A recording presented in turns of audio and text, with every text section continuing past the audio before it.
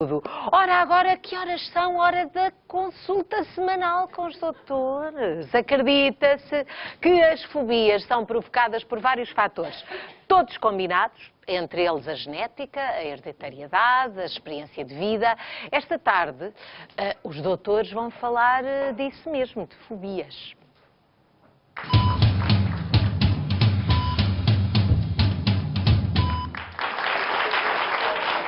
Já vêm aí os doutores do Boa Tarde.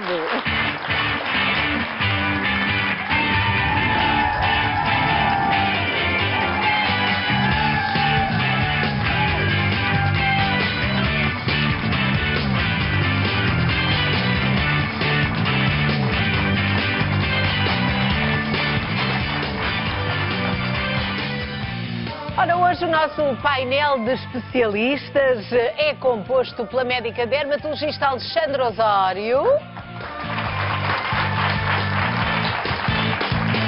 pelo clínico geral Pedro Lopes,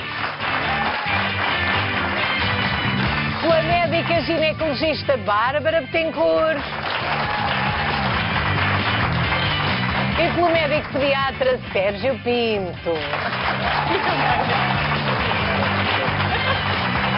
Sejam muito bem-vindos, muito boa tarde aos quatro. Hoje vamos falar de coisas de medos. Sabemos que as fobias são medos exagerados diante de situações do mais diverso que há. A lista de fobias é enorme. Nós aqui no Boa Tarde ficámos surpreendidos com a quantidade de fobias. Quase todos conhecemos, por exemplo, alguém que tem medo ou não se sente muito confortável em sítios fechados, como elevadores, por exemplo.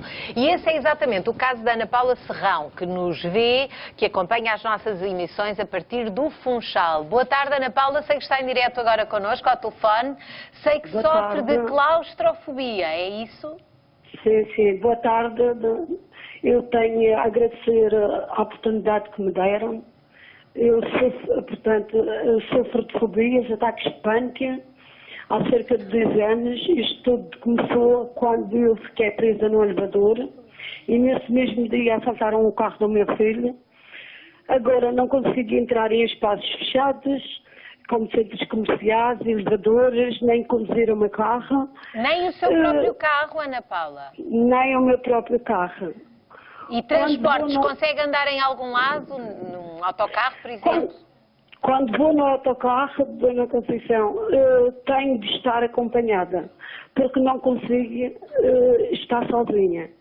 A trabalhar também tenho que estar acompanhada. Esta situação é uma situação que me limita. Um Portanto, é uma coisa, obviamente, que a limita. Ao longo deste tempo, destes anos, destes 2 anos, não sentiu melhoras, nada? Sim, assim, eu já fui a vários médicos, até já fiz acupuntura nas clínicas do Dr. Choi. E acho que não consigo resultados. E não tem dúvidas nenhumas de que foi por causa daquele dia? Foi aí que começou a ter estes medos? Isso vai, depois que fiquei presa no elevador e depois automaticamente foi o carro do meu filho que viu o assalto que fizeram no meu filho. Foram coisas as duas negativas, muito negativas nesse dia, que a transtornaram muito. Ana Paula, muito obrigada pela sua participação. Gostava de ouvir a doutora Bárbara para responder à Ana Paula, não sei se tem alguma coisa que explique esta situação, que lhe queira dizer. No fundo, as fobias, em geral, são distúrbios de ansiedade que levam, de alguma maneira, a ter um medo que é significativo do ponto de vista clínico, do ponto de vista de vida, do dia-a-dia, porque condiciona, e neste caso, então, de facto, significativamente, ou de situações, como é o caso, neste caso da claustrofobia, ou até de objetos, de animais, portanto, no fundo, é de um estímulo fóbico e que leva a alterações do comportamento. A claustrofobia define-se como, no fundo, um receio irracional. As pessoas sabem que aquilo é irracional, mas não o conseguem travar. A Ana Paula sabe que até foi por causa daquilo. Exatamente. Ela diz, antes disso, ela não tinha este problema. Mas foi a partir daquele dia. Mas muitas vezes até pode começar numa infância e muitas vezes já existe algum medo, mas que depois, despoltado por uma situação pontual, se agrava e, portanto, ao longo da vida se vai tornando irracional, com situações às vezes ténues, menos, ou então no limite extremo, como acontece, às vezes só ao fechar uma porta. Já cheguei uma vez a ver uma doente que tinha medo só de ver o avião a passar. Portanto, só imaginar-se dentro daquele avião, ela teve um ataque de pânico. Portanto, às vezes as coisas podem ser, de facto, ter uma dimensão bastante significativa. E pode haver, às vezes, também algum componente genético. Parece que existe, muitas vezes, quando pais têm também algumas fobias, os filhos também podem ter. Pode não ser idêntica à fobia, mas isso também pode acontecer. E, no entanto, uma das coisas curiosas é que isto acaba muitas vezes por ter tratamento e ser possível tratar. Ou por psicoterapias, muitas vezes terapias comportamentais, ou então por recorrer a fármacos quando assim é necessário. Mas é possível, mas curiosamente poucas pessoas aderem à terapêutica, não sei, muitas vezes ou porque não a conseguem verbalizar, ou porque não fazem uma coisa contínua, ou porque é mais aceito na sociedade dizer eu tenho medo, eu tenho fobia, mas de facto é daquelas situações em que às vezes é possível ter uma boa resposta na terapia e portanto que vale a pena. Porque o melhor é mesmo a pessoa enfrentar este medo e tentar resolvê-lo. Às vezes uma vida inteira com sempre certeza, com esta fragilidade. até porque se não tratar, isto é uma coisa que é para a vida. Portanto, no fundo, e que pode ir tendo a agravar, não é? Claro, e que as pessoas Portanto, esperemos que não seja esse o caso da Ana Paula, porque isto perturba bastante, conforme nós ouvimos. Quero fazer aqui agora uma pausa, porque a nossa tarde vai andando até ao final do programa. É no final, não se esqueça de que se está a chegar só agora à casa, ainda não sabe provavelmente que vamos ter o nosso cartão de sonho para entregar. Isso provavelmente já sabe, por se é nosso espectador habitual.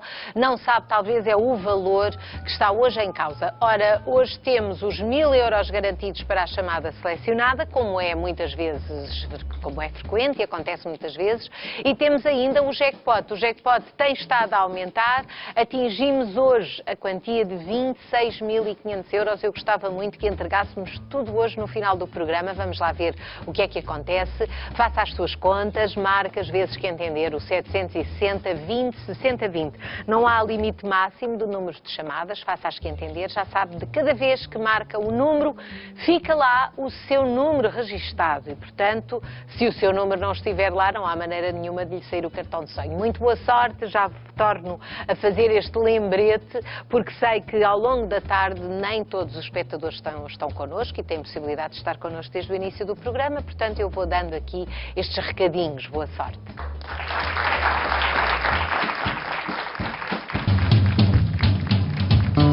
Já a seguir, saiba porque sentimos medo de alguns animais, como cobras. Os doutores vão ainda falar do medo de agulhas. Hoje falamos de fobias, muitos medos, há medos para quase tudo. Qual será a fobia que se segue? Será que é uma das mais comuns? Eu acho que se eu fizesse aqui a pergunta, muita gente punha o dedo no ar. Imagina, está a imaginar do que é que eu vou falar agora? Eu chamo a atenção agora das pessoas mais sensíveis, porque nós vamos falar de répteis, mais precisamente de cobras. Há aqui alguém com medo de cobras? Olha, eu não disse?